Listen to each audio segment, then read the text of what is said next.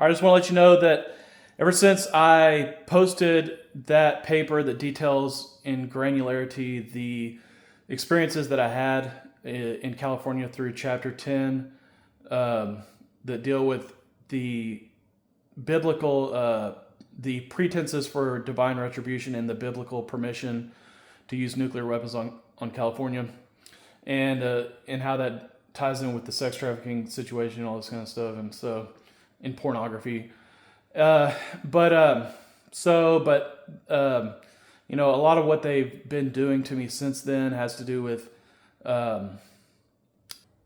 they've built up certain things in my mind to be extremely important. Like, that's important to you, that, and then now within the past 24 hours, they've kind of been disassembling me psychologically along those lines and weaponizing those things, so that if I kind of, you know, delve into thinking, you know, this is important to me because it makes me feel like this, you know, then that is immediately weaponized and you know, stripped away from me in that moment of realization. So like, well, you know, planted the seed in my mind. Oh, that's important to you.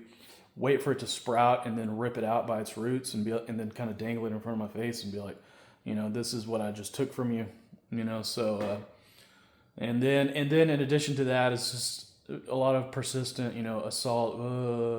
You know, just they kind of one of the things they do is install a feeling of like apprehension. You know what I mean? Not over something that might happen to me physically, but kind of more along the lines of what they can do to me and what they can make me feel. You know, I would say they're probably activating like fight or flight responses, feelings of you know, of flight, feelings of you know, I need to escape, and then just the feeling itself just intensely being, you know, installed into my mind, and then just me to sit there and suffer with it, you know. So, but yeah, it's just I'm at the point now where I'm thinking to myself, I don't even know if I want to relate this stuff because I don't even want to perpetuate it.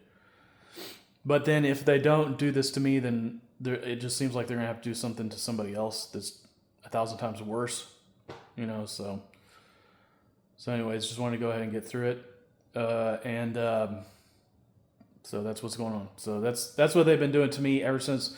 And that chapter really goes into, you know, they made me think this, and then this happened, and you know, and then there was this specific set of events where the voice told me this, and in relationship to this person and that person, and then this voice told me this, and you know, how it was working on me and building up, you know, really a state of rage in the general public to get a better perspective of what these people might actually be going through. You know, it's one thing to hear, oh, you were sucked into pornographic sex trafficking, and then for it to feel like, oh, this person had dreams in life. You know what I mean? They had goals. They wanted to be, you know, to feel special, you know, and the end result of that was, you know, possibly being forced into doing things with people that were, I don't know, like what you would call like physically deformed, or like taking or making them have sex with a homeless person, you know, just to